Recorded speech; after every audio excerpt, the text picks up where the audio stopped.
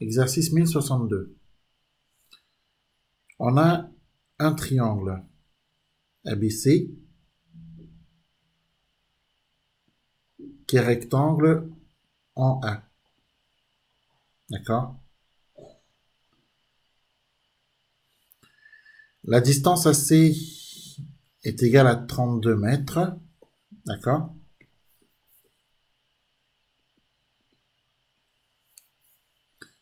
Et la distance AB est égale à 24 mètres.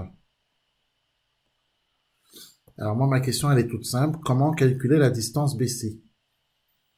D'accord?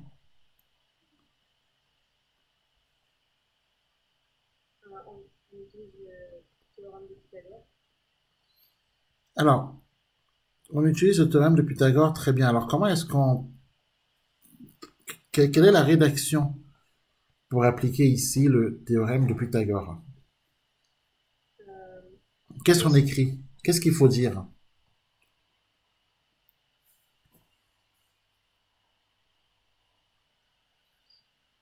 On commence par écrire quoi? Quelles sont les étapes? Dans le triangle ABC, Oui. BC est l'hypoténuse. Alors, avant de dire dans le triangle ABC, BC l'hypoténuse, pourquoi pas dire que le triangle ABC est rectangle en A? On doit commencer par ça normalement. Hein? Oui, Voilà, donc on peut commencer par dire que le triangle ABC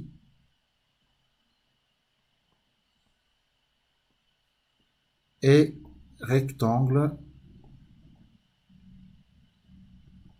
en A. D'accord? Qu'est-ce qu'on peut donc faire dès lors que l'on sait que le triangle ABC est rectangle en A? Qu'est-ce qu'on peut faire? On peut...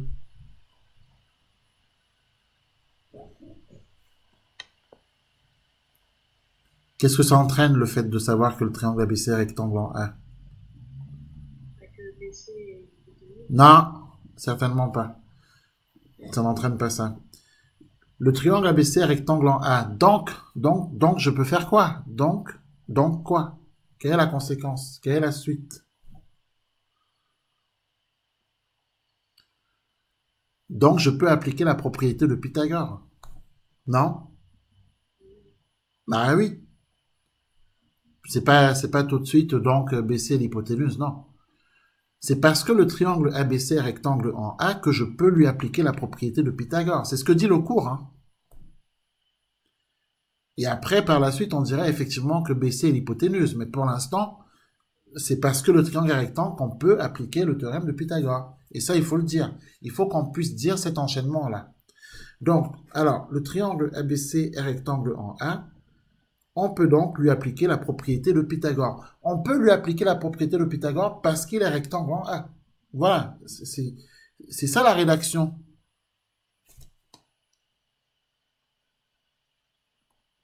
Alors, on écrit ça.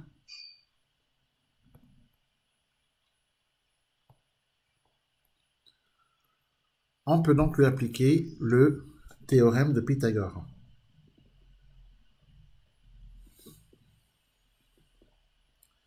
Donc, effectivement, ça se confirme que tu dois notamment retravailler le côté rédactionnel.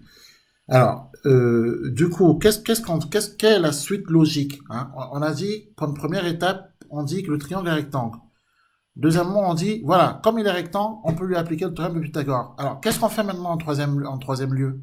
Parce que ce sont des enchaînements, en fait, des enchaînements logiques. Troisième étape, qu'est-ce qu'il faut faire maintenant?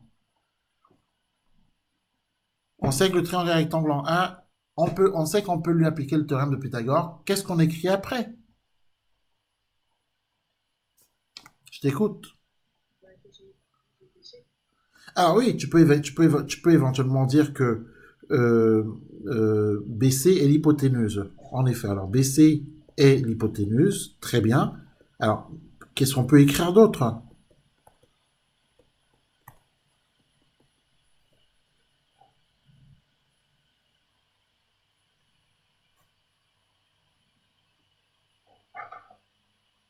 Et après,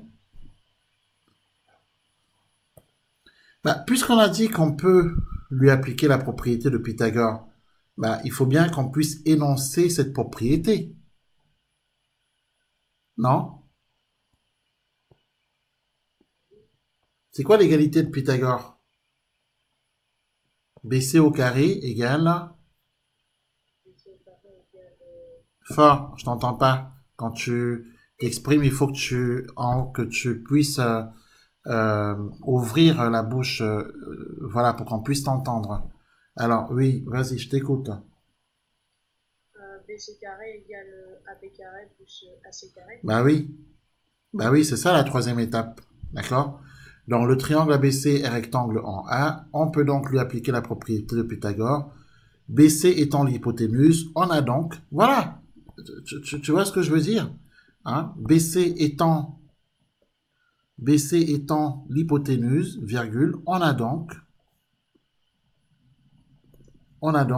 BC carré égale AC carré plus AB carré.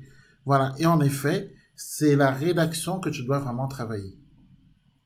Parce que moi, là, tout de suite, d'entrée, sur les applications, je t'ai trouvé génial. D'entrée, hein. Je veux dire, il n'y a pas besoin de tester davantage.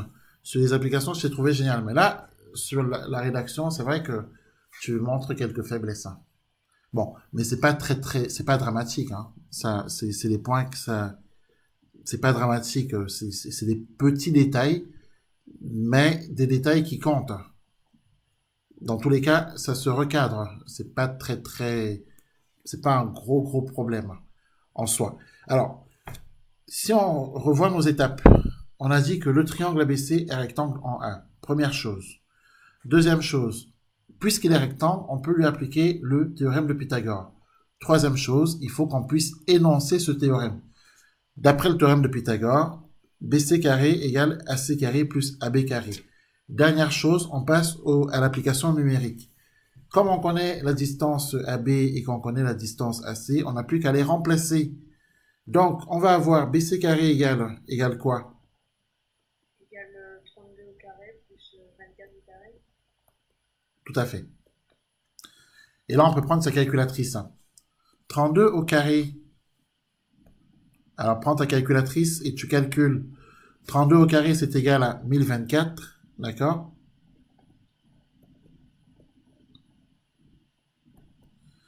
Plus 24 au carré,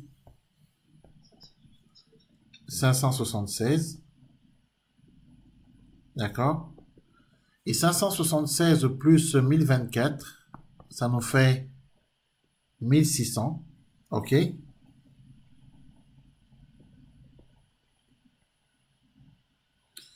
Alors, BC est égal à quoi? BC égale racine carrée de 1600. Racine carrée de 1600. Alors, on fait la racine carrée de 1600. Et la racine carrée de 1600, elle est égale à quoi? Elle est égale à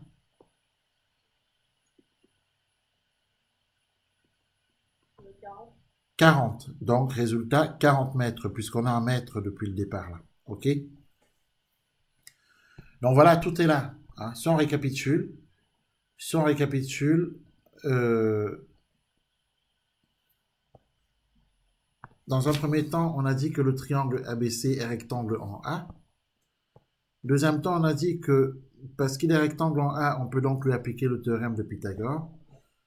Troisième temps, on dit que BC étant l'hypoténuse, la propriété de Pythagore s'écrit donc BC au carré égale AC carré plus AB carré. Et dernière étape, on passe à l'application numérique et on obtient le résultat. Donc voilà tout le côté rédactionnel qu'il faut apporter pour appliquer la propriété de Pythagore. Donc c'est en quelques étapes, qu'il faut bien sûr répéter. Hein, il faut faire plein d'autres exercices, répéter cette rédaction-là pour pouvoir l'intégrer, pour pouvoir l'assimiler et puis pouvoir la ressortir le jour du contrôle. Hein, puisqu'en vérité, euh, euh, il faut arriver à un moment donné à assimiler la rédaction. Hein. Et je pense que probablement tu ne l'assimiles pas. Mais je n'ai aucun doute sur le fait que tu comprends.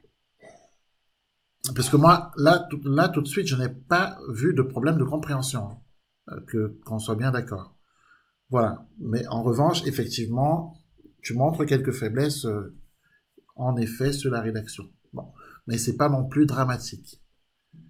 Voilà. Moi, je pense que c'est pas la peine d'aller plus loin dans dans ce test, hein. Je crois que